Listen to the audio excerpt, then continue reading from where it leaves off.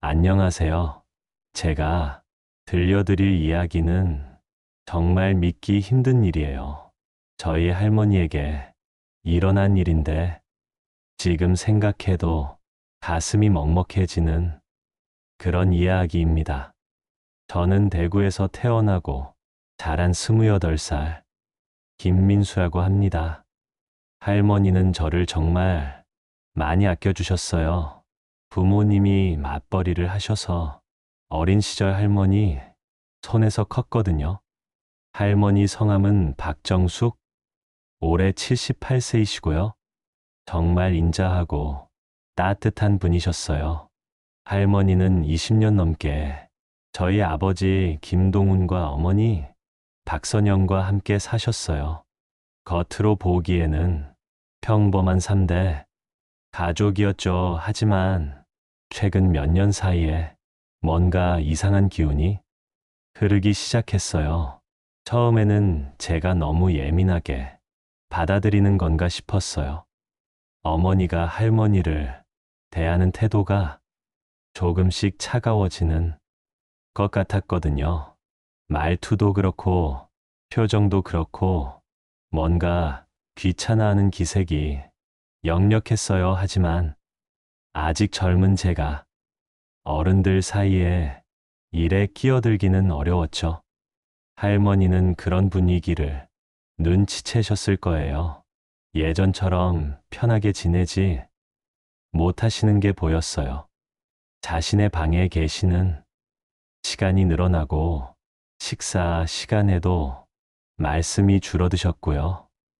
제가 볼 때는 할머니가 어머니 눈치를 보시는 것 같았어요. 특히 이상했던 건 할머니가 갑자기 일기를 쓰기 시작하신 거였어요. 할머니는 평생 일기를 쓰시는 분이 아니셨거든요. 왜 갑자기 일기를 쓰시는지 궁금했지만 감히 여쭤보지는 못했어요. 그리고 또 한 가지 이상한 점이 있었어요. 할머니가 평소 드시던 약을 자꾸 거부하시려는 거였어요.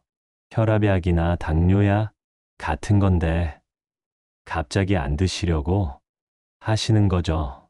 어머니는 그럴 때마다 할머니가 치매 기색이 있다고 하셨어요. 하지만 제가 보기에 할머니는 멀쩡하셨거든요. 오히려 평소보다 더 또렷하신 것 같기도 하고요. 어머니는 요즘 들어 할머니 얘기를 자주 꺼내셨어요. 할머니가 나이가 드시면서 돌봄이 필요하다는 식으로 말씀하시곤 했죠. 요양원 얘기도 은근히 흘리시고요. 하지만 할머니는 그런 얘기만 나와도 완강히 거부하셨어요. 저는 취업 준비로 바빠서 집에 있는 시간이 많지 않았어요. 도서관에서 공부하고 면접 보러 다니고 그러다 보니 집안 분위기의 변화를 세세하게 파악하지는 못했던 것 같아요.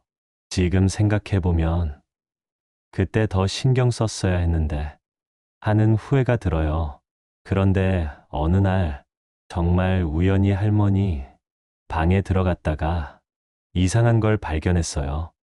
침대 밑에 휴지에 쌓인 알약들이 숨겨져 있는 거였어요. 처음에는 뭔지 몰랐는데 자세히 보니 할머니가 드셔야 하는 약들이었어요. 할머니가 약을 먹는 척하고 몰래 뱉어서 숨겨두신 거였죠. 그때서야 할머니의 행동이 이해가 되기 시작했어요. 할머니는 치매가 아니라 오히려 매우 또렷한 정신으로 뭔가를 의심하고 계셨던 거예요. 그 약을 먹으면 정신이 흐려진다고 느끼셨던 거죠. 저는 할머니께 조심스럽게 물어봤어요. 할머니는 처음에는 말씀을 잘 안 하시다가 결국 최근에 겪으신 일들을 털어놓으셨어요. 어머니가 자꾸 할머니의 통장과 도장을 찾으신다는 얘기, 약을 먹고 나면 머리가 멍해진다는 얘기, 그리고 요양원에 보내려고 한다는 얘기까지요. 할머니는 특히 아버지가 해외 출장을 떠나신다는 소식을 듣고 많이 불안해하셨어요. 한 달간의 긴 출장이었거든요. 할머니와 어머니가 단둘이 지내야 한다는 생각에 할머니는 밤잠을 설치셨다고 하시더라고요. 저는 할머니의 말씀을 듣고 정말 충격을 받았어요. 어머니가 그런 분이라고는 생각해 본 적이 없었거든요. 하지만 할머니의 말씀에는 구체적인 증거들이 있었어요. 숨겨둔 약들, 일기장에 적힌 내용들, 이 모든 게 우연의 일치일 수는 없었어요. 그런데 정말 제가 우려했던 일이 벌어졌어요. 아버지가 출장을 떠나신 다음 날 어머니가 갑자기 할머니께 함께 절에 가자고 제안하신 거예요. 할머니가 평소 자주 다니시던 팔공산에 한 절이 있거든요. 할머니는 그곳에서 스님과 차를 마시며 이야기 나누시는 걸 좋아하셨어요. 문제는 어머니가 20년 넘게 할머니와 함께 살면서 단 한 번도 그 절에 가자고 제안한 적이 없으셨다는 거예요. 갑자기 왜 그런 얘기를 하시는지 이상했지만 할머니는 기뻐하셨어요. 오랜만에 며느리가 따뜻하게 대해주시니까 좋아하셨던 것 같아요. 저는 그날 면접이 있어서 집을 비워야 했어요. 어머니와 할머니가 함께 나가시는 모습을 보며 괜한 걱정을 하는 건 아닌가 생각했어요. 어쩌면 어머니도 할머니와의 관계를 개선하려고 노력하시는 건지도 모른다고 생각했거든요. 하지만 그날 저녁 어머니 혼자 돌아오셨을 때 저는 이상함을 느꼈어요. 할머니는 어디 계시냐고 물어봤더니 어머니는 할머니가 절에서 하룻밤 묵고 오신다고 하셨어요. 스님이 비가 많이 오니까 오늘은 절에서 쉬어가라고 하셨다는 거였어요. 그런데 뭔가 이상했어요. 할머니는 평소에 외박을 하시는 분이 아니셨거든요. 아무리 친한 스님이라고 해도 갑자기 절에서 하룻밤을 보내신다는 게 납득이 안 갔어요. 게다가 할머니는 항상 외출하실 때 여벌 옷이나 세면도구를 챙기시는 분이셨는데 그날은 아무것도 준비하지 않고 나가셨거든요. 저는 잠이 안 왔어요. 하루 종일 할머니 생각만 했어요. 혹시 어머니가 할머니를 어딘가에 버리고 온 건 아닐까 하는 끔찍한 생각이 머릿속을 떠나지 않았어요. 하지만 그런 생각을 한다는 것 자체가 어머니에 대한 모독인 것 같아서 애써 지우려고 했죠. 다음 날 아침 어머니께 할머니를 데리러 언제 가시냐고 물어봤어요. 그런데 어머니는 할머니가 좀 더 계시겠다고 연락이 왔다고 하시는 거예요. 날씨도 좋아졌으니 기도도 더 드리고 오시겠다고 하셨다는 거였죠. 그때 저는 확신했어요. 어머니가 거짓말을 하고 있다는 거려. 어제는 할머니가 전화기를 두고 가셨다고 하셨는데 오늘은 절에서 연락이 왔다고 하시니까 말이 안 맞았거든요. 저는 더 이상 참을 수 없어서 직접 절에 전화를 걸었어요. 할머니가 자주 다니시던 절의 연락처는 할머니 기도 수첩에서 찾을 수 있었거든요. 떨리는 마음으로 전화를 걸어서 할머니가 그곳에 계시는지 물어봤어요. 스님의 대답은 충격적이었어요. 할머니는 어제 오시지 않으셨다는 거였어요. 요즘 다리가 아프셔서 자주 못 오신다고도 하시고요. 그리고 어제 어머니가 혼자 잠깐 오셨다가 가셨는데 할머니는 집에서 쉬고 계신다고 하셨다는 거예요. 저는 그 순간 온몸에 소름이 돋았어요. 할머니가 실종되신 거였어요. 그리고 어머니는 이틀째 이 사실을 숨기고 계셨던 거고요.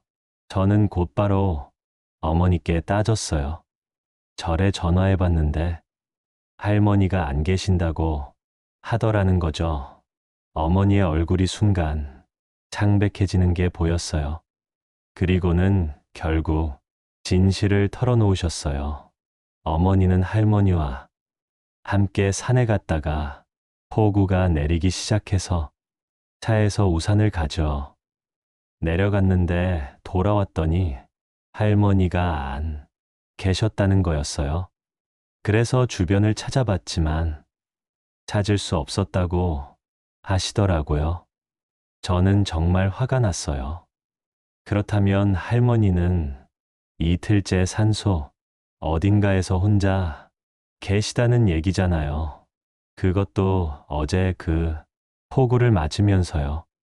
78세의 할머니가 어떻게 그런 상황을 버텨내실 수 있겠어요?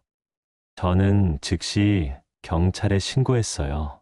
그리고 아버지에게도 연락을 드렸죠. 아버지는 출장 중이셨지만 급히 돌아오신다고 하셨어요. 경찰과 산악구조대가 출동했지만 수색은 쉽지 않았어요. 어머니가 정확한 위치를 기억하지 못한다고 하셔서 수색 범위가 너무 넓었거든요. 게다가 폭우로 인해 산의 상태도 좋지 않았고요. 첫날 수색은 실패로 끝났어요. 할머니를 찾지 못한 채 날이 어두워져서 수색을 중단해야 했죠. 저는 절망적인 기분이었어요. 할머니가 이틀째 밤을 산에서 보내셔야 한다는 생각에 잠을 잘 수가 없었어요. 다음 날 일찍 아버지가 도착하셨어요. 저는 아버지께 그동안 제가 발견한 모든 증거들을 보여드렸어요. 할머니의 일기장, 숨겨둔 약들, 그리고 제가 모르고 있던 강남의 아파트 등기부등본까지요. 아버지는 그 서류들을 보시고 경악하셨어요.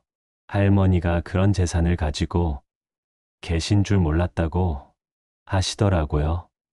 그리고 어머니가 왜 이런 일을 저질렀는지 이제야 이해가 된다고 하셨어요. 수색 3일째 되는 날, 기적 같은 일이 일어났어요. 등산객 중 한 분이 산 깊은 곳에서 쓰러져 있는 할머니를 발견하신 거예요. 할머니는 의식은 있으셨지만 탈수와 저체온증으로 상태가 매우 좋지 않으셨어요. 구급차가 도착했을 때 저는 달려가서 할머니를 불렀어요. 할머니는 힘겹게 눈을 뜨시고 저와 아버지를 보고 눈물을 흘리셨어요. 그 모습을 보는 제 마음도 찢어질 것 같았어요. 할머니는 곧바로 병원으로 이송되셨고 응급 치료를 받으셨어요. 다행히 생명에는 지장이 없다고 하셨지만 나이를 고려하면 매우 위험한 상황이었다고 하더라고요. 그날 저녁 어머니가 병원에 오셨어요. 할머니가 무사하다는 소식을 듣고 안도하는 것 같았지만 저와 아버지의 시선은 차가웠어요. 이미 모든 게 드러난 상황이었거든요. 결국 어머니는 경찰에 체포되셨어요. 고령자 학대 및 유기 혐의였죠. 어머니는 할머니의 아파트를 차지하기 위해 이런 끔찍한 일을 저지르신 거였어요. 저는 믿기지 않았어요. 20년 넘게 가족으로 살아온 사람이 어떻게 이런 일을 할 수 있는지 어머니에 대한 실망과 분노, 그리고 할머니에 대한 죄책감이 뒤섞여서 정말 힘든 시간을 보냈어요. 할머니는 일주일 정도 입원하신 후 퇴원하셨어요. 그리고는 강남에 있는 당신의 아파트로 거처를 옮기셨죠. 할머니는 이제 혼자 독립적으로 살고 싶다고 하셨어요. 저와 아버지는 할머니의 뜻을 존중했어요. 할머니가 병원에 입원해 계실 때 저는 할머니 방을 더 자세히 뒤져봤어요. 혹시 다른 증거가 있을까 해서요. 그런데 정말 놀라운 걸 발견했어요. 할머니의 일기장을 자세히 읽어보니 어머니의 이상한 행동들이 몇 달 전부터 시작됐더라고요. 처음에는 할머니도 단순한 오해라고 생각하셨던 것 같아요.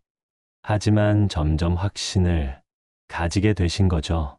특히 인상 깊었던 건 할머니가 쓰신 마지막 일기였어요. 아버지가 출장을 떠나기 전날 밤에 쓰신 건데 이미 불안한 예감을 가지고 계셨더라고요. 어머니와 단둘이 있게 될 상황을 무척 두려워하고 계셨던 거예요. 그리고 침대 밑에서 발견한 약들을 자세히 살펴봤는데 할머니가 평소 드시던 혈압약이나 당뇨약 외에 다른 약들도 섞여 있었어요. 저는 의학 지식이 없어서 정확히는 모르겠지만 수면제나 정신과 약물 같은 것들이 있는 것 같았어요. 나중에 경찰 조사에서 밝혀진 바로는 어머니가 할머니 몰래 약에 다른 성분을 섞어서 드리고 있었던 거였어요. 할머니를 치매 환자로 만들어서 법적 능력을 제한하려는 계획이었던 거죠. 그래야 할머니 명의의 재산을 자유롭게 처분할 수 있으니까요. 저는 이 모든 사실을 알고 나서 정말 소름이 돋았어요. 어머니가 얼마나 치밀하게 계획을 세웠는지, 그리고 얼마나 오랫동안 할머니를 괴롭혔는지 알게 되니까 분노가 치밀어 올랐어요. 할머니가 입원해 계시는 동안 저는 할머니의 조카분인 이혜진 이모를 만났어요. 이혜진 이모는 대전에 사시는 회계사셨는데 할머니와 가끔 연락을 주고받으셨던 분이에요. 이혜진 이모께서 놀라운 사실을 알려주셨어요. 할머니가 몇 달 전에 당신의 중요한 서류들을 모두 이혜진 이모께 맡기셨다는 거였어요. 아파트 등기부등본, 통장, 도장 같은 것들이요. 어머니가 자꾸 찾으려고 해서 불안하셨다고 하더라고요. 이혜진 이모는 할머니가 그때 얼마나 불안해하셨는지 자세히 말씀해 주셨어요. 전화로 하소연하실 때마다 목소리가 떨리셨다고 하시더라고요. 하지만 가족 간의 일이라 함부로 개입하기는 어려우셨던 것 같아요. 저는 이혜진 이모의 말을 들으면서 제 자신이 너무 부끄러웠어요. 할머니가 그렇게 힘들어하고 계셨는데 저는 전혀 눈치채지 못했거든요. 취업 준비에만 정신이 팔려서 할머니의 고통을 외면했던 거죠. 할머니가 퇴원하신 후 저희는 할머니를 강남 아파트로 모셔다 드렸어요.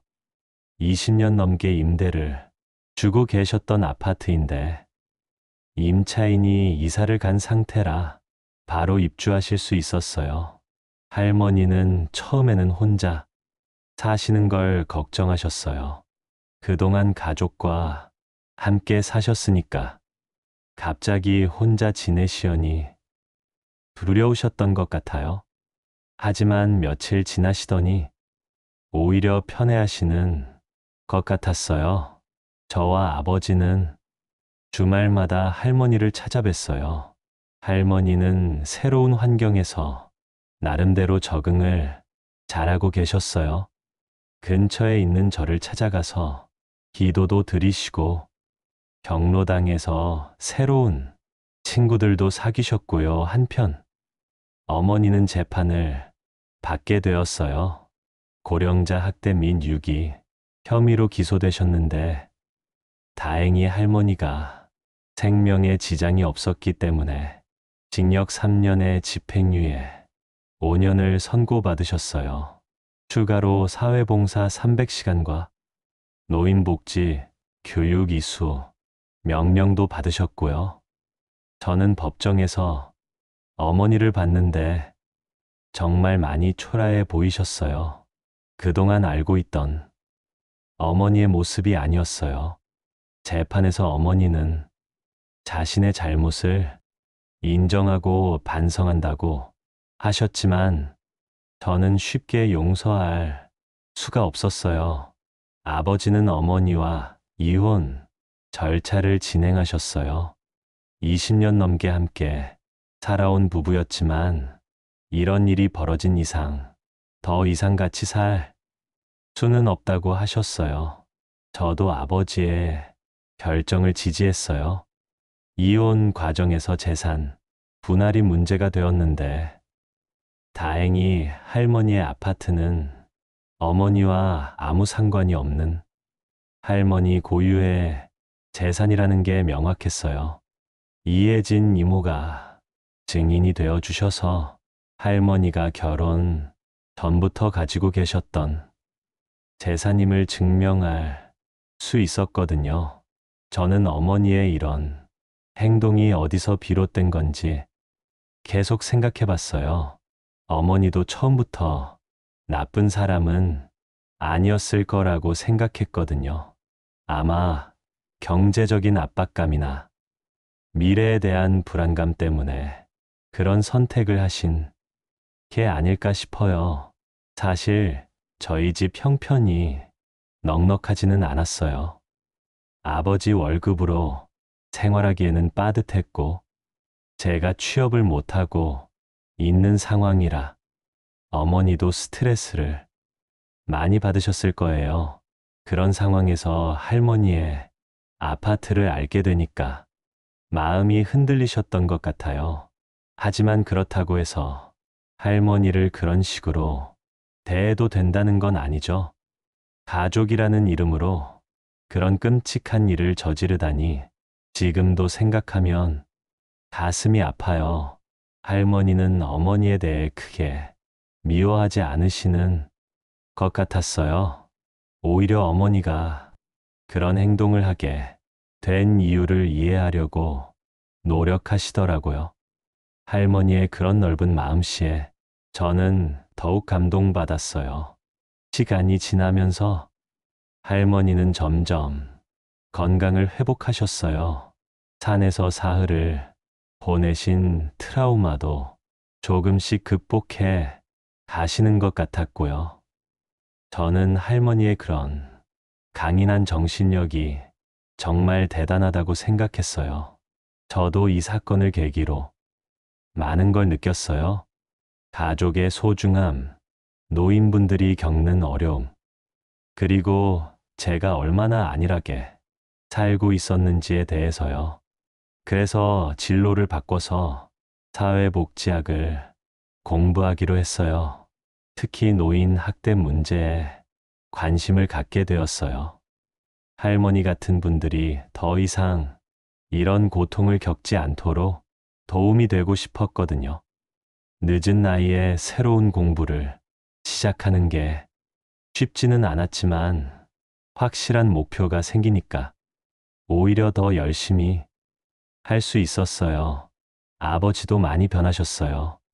예전에는 일에만 매달리시던 분이셨는데 이 일을 겪고 나서는 할머니와 보내는 시간을 더 소중하게 여기게 되셨어요.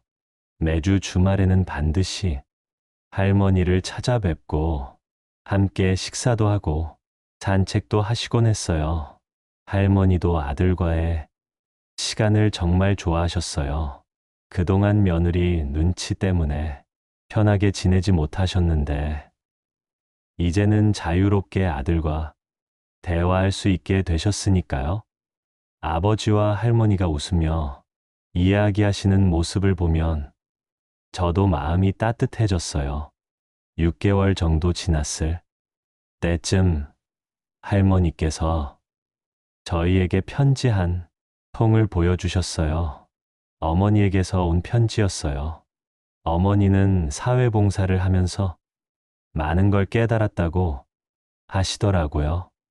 특히 노인복지시설에서 봉사하면서 자신이 얼마나 큰 잘못을 저질렀는지 알게 되었다고 했어요. 편지에는 할머니께 진심으로 사과하는 내용이 적혀 있었어요.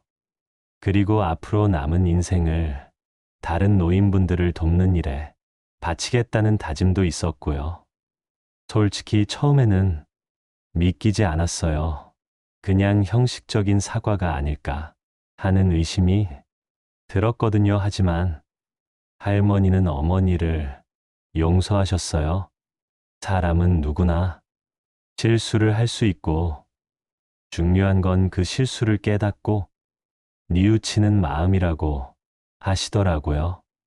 할머니의 그런 마음씨를 보면서 저도 많이 배웠어요. 사실 저는 아직도 어머니를 완전히 용서하지는 못했어요.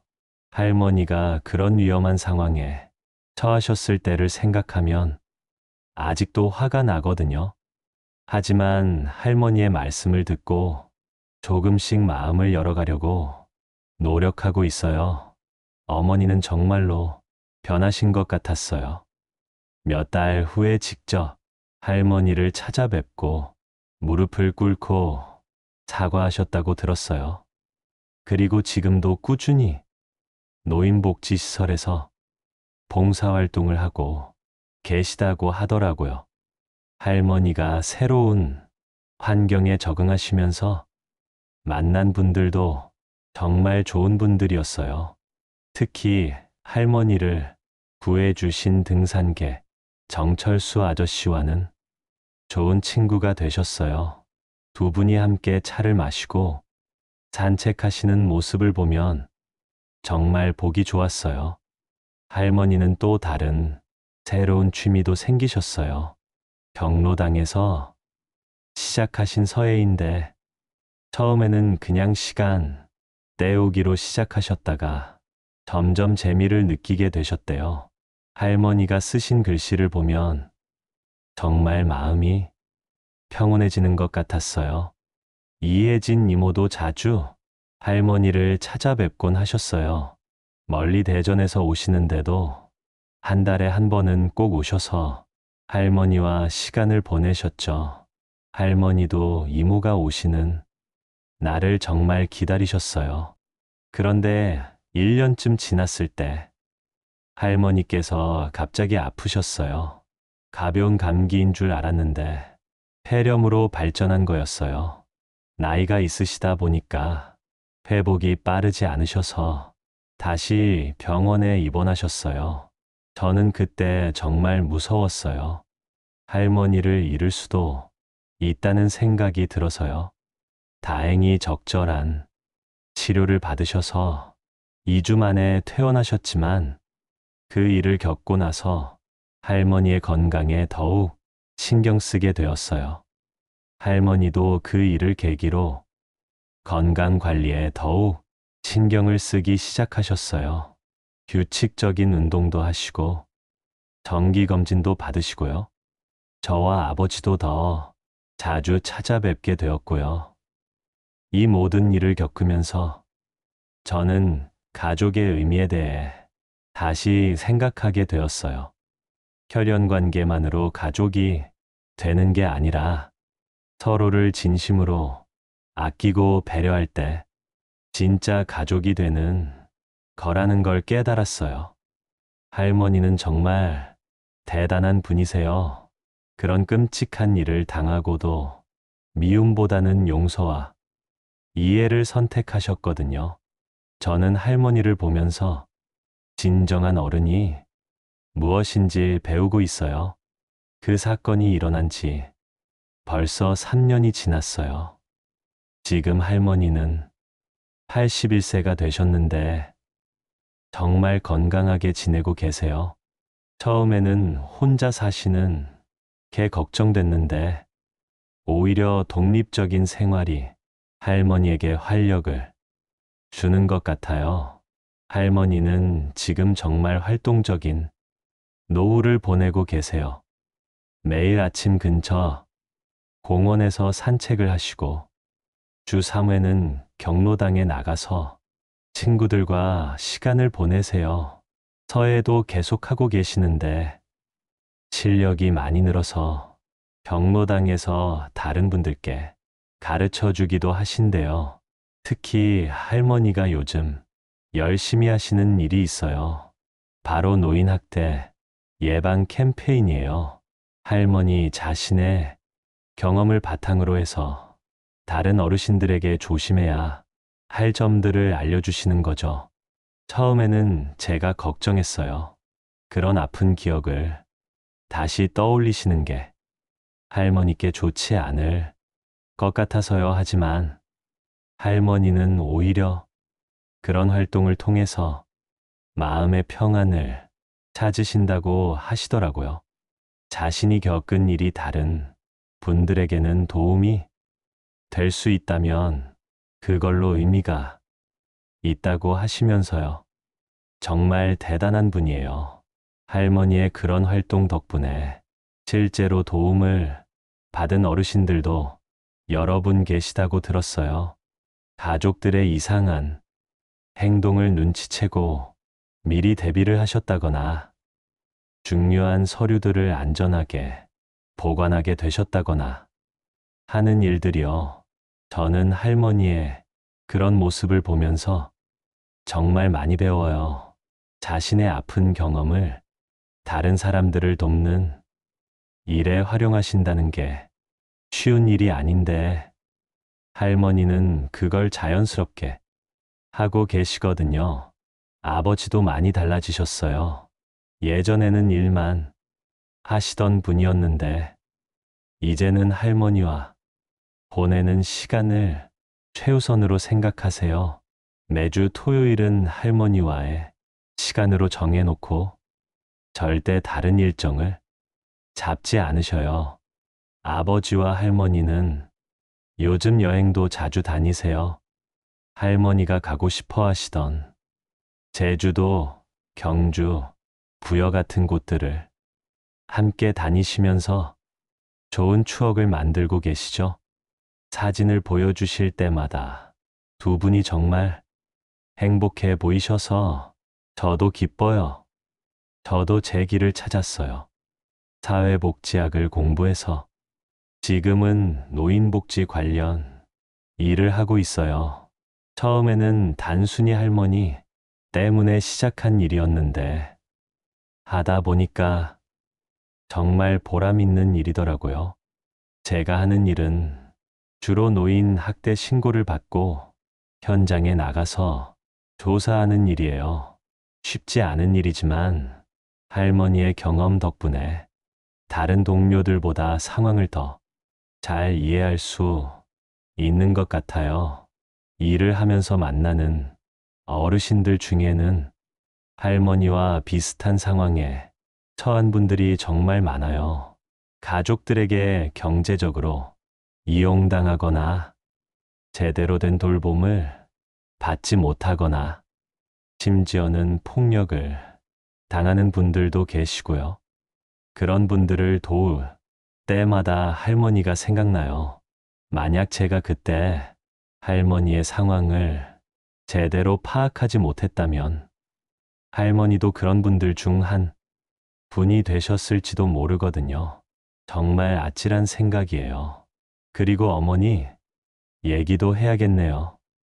어머니는 지금도 꾸준히 노인복지시설에서 봉사활동을 하고 계세요. 처음에는 법원 명령 때문에 억지로 하시는 줄 알았는데 나중에 알고 보니까 명령 시간은 이미 다 채우셨는데도 계속하고 계시더라고요. 어머니와는 1년 전쯤부터 조금씩 연락을 하기 시작했어요. 처음에는 정말 어색했어요. 뭘 얘기해야 할지도 모르겠고 마음 한편으로는 아직 화가 나는 부분도 있었거든요. 하지만 시간이 지나면서 어머니도 정말 많이 변하신 게 보였어요. 예전에는 자신의 생각만 하시던 분이었는데, 이제는 다른 사람들의 입장을 더 많이 생각하시는 것 같아요. 어머니는 봉사활동을 하면서 많은 걸 깨달으셨다고 하시더라고요. 특히 할머니와 비슷한 연령대의 어르신들을 만나면서 할머니께 얼마나 큰 상처를 드렸는지 실감하게 되셨다고 해요. 어머니가 할머니께 다시 사과드리고 싶어 하신다는 얘기를 들었을 때 저는 할머니께 말씀드렸어요. 할머니는 처음에는 조금 망설이셨지만 결국 만나보시기로 하셨어요. 그 만남이 2년 전 일이었는데 정말 인상 깊었어요. 어머니는 할머니 앞에서 무릎을 꿇고 진심으로 사과드렸어요. 그리고 할머니는 어머니를 일으켜 세우시면서 모든 걸 용서한다고 하셨죠. 두 분이 서로 안고 우시는 모습을 보면서 저도 눈물이 났어요. 그때서야 정말로 모든 게 끝났다는 기분이 들었거든요. 지금 어머니는 새로운 곳에서 새로운 삶을 시작하고 계세요. 작은 원룸에서 혼자 사시면서 소박하게 지내고 계시는데 오히려 예전보다 더 행복해 보이세요. 물질적인 욕심을 내려놓으니까 마음도 편해지신 것 같아요. 저와 어머니는 한 달에 한 번 정도 만나서 식사를 해요. 처음에는 어색했지만 이제는 자연스럽게 대화할 수 있게 되었어요. 완전히 예전 관계로 돌아갈 수는 없겠지만 그래도 가족이니까 서로를 이해하려고 노력하고 있어요. 할머니와 어머니도 가끔 만나세요. 예전처럼 자주는 아니지만 명절이나 특별한 날에는 함께 시간을 보내시기도 해요. 처음에는 어색하셨겠지만 할머니의 너그러운 마음씨 덕분에 조금씩 관계가 회복되고 있는 것 같아요. 이 모든 일을 겪으면서 저는 정말 많은 걸 배웠어요. 가장 큰 깨달음은 가족이라는 게 당연한 게 아니라는 거였어요. 서로를 존중하고 배려할 때만 진정한 가족이 될 수 있다는 걸 알게 되었죠. 그리고 용서의 힘이 얼마나 큰지도 깨달았어요. 할머니가 어머니를 용서하지 않으셨다면 저희 가족은 영원히 상처받은 채로 살아야 했을 거예요. 하지만 할머니의 용서 덕분에 모두가 새로운 시작을 할 수 있게 되었죠. 또 하나 깨달은 건 노인분들이 얼마나 외롭고 힘든 상황에 처해 계시는지에 대해서예요. 겉으로는 멀쩡해 보여도 속으로는 많은 고통을 겪고 계신 분들이 정말 많다는 걸 알게 되었어요. 저는 지금 제 일을 통해서 그런 분들을 돕고 있지만 가끔은 한계를 느낄 때도 있어요. 제도적으로 해결할 수 있는 문제들도 있지만 결국은 가족들의 마음이 변해야 근본적으로 해결되는 문제들이 더 많거든요. 그래서 요즘은 예방 교육에도 관심을 갖고 있어요. 가족들이 노인분들을 어떻게 대해야 하는지, 어떤 점들을 주의해야 하는지에 대해서 알려드리는 일들이요. 할머니도 그런 제 활동을 정말 자랑스러워 하세요. 자신의 경험이 다른 분들에게 도움이 되고 있다는 걸 알고 계시거든요. 할머니는 가끔 제 강의에 함께 오셔서 직접 경험담을 들려주시기도 해요. 처음에는 그런 얘기를 하시는 게 힘드실까 봐 걱정했는데 할머니는 오히려 그런 일을 하실 때 가장 생생해 보이셔요. 자신의 이야기를 통해서 다른 분들이 같은 일을 겪지 않게 도울 수 있다면 그걸로 충분하다고 하시거든요. 이제 할머니는 저희 지역에서는 꽤 유명하신 분이 되셨어요. 노인 인권 보호 활동의 상징적인 존재가 되신 거죠. 각종 행사에도 초청받으시고 언론 인터뷰도 받으시고 그래요. 할머니의 그런 활동을 보면서 저는 정말 자랑스러워요. 그런 끔찍한 일을 당하고도 좌절하지 않고 오히려 더 큰 일을 하고 계시니까요. 저도 할머니처럼 강인한 사람이 되고 싶어요. 아버지도 할머니의 활동을 정말 지지하세요. 할머니가 어디 가시든 늘 따라다니시면서 도와드리세요. 두 분이 함께 활동하시는 모습을 보면 정말 보기 좋아요. 요즘 할머니는 책을 쓰고 계세요. 자신의 경험을 책으로 엮어서 더 많은 분들에게 알리고 싶다고 하시거든요. 저도 할머니를 도와서 함께 작업하고 있어요. 책에는 할머니가 겪으신 일뿐만 아니라 그 과정에서 깨달으신 것들, 그리고 다른 노인분들이 주의해야 할 점들에 대한 내용도 들어갈 예정이에요. 내년쯤에는 출간될 수 있을 것 같아요. 이 모든 일들을 돌이켜보면 정말 기적 같다는 생각이 들어요. 그 당시에는 최악의 상황이라고 생각했는데 지금 보니까 저희 가족 모두에게 새로운 기회가 된 것 같아요. 할머니는 더 건강하고 활기찬 노후를 보내게 되셨고 아버지는 진정한 효도가 무엇인지 깨닫게 되셨어요. 저는 제 인생의 목표를 찾았고 어머니도 진정한 반성을 통해서 새로운 삶을 시작하게 되셨죠. 물론 처음에는 정말 힘들었어요. 가족이 해체될 뻔했고 할머니를 잃을 뻔하기도 했고요. 하지만 그 모든 시련을 이겨내고 나니까 저희는 더 강한 가족이 된 것 같아요. 지금도 가끔 그때 일을 생각하면 가슴이 두근거려요. 만약 제가 할머니의 이상한 행동들을 눈치채지 못했다면, 만약 할머니를 조금 늦게 찾았다면 어떻게 되었을까 하는 생각이 들거든요. 하지만 그런 가정은 의미가 없죠. 중요한 건 지금 할머니가 건강하시고 저희 가족이 서로를 더 사랑하게 되었다는 거니까요. 요즘 할머니는 가끔 이런 말씀을 하세요. 그 일이 있었기 때문에 지금의 행복이 더 소중하게 느껴진다고요.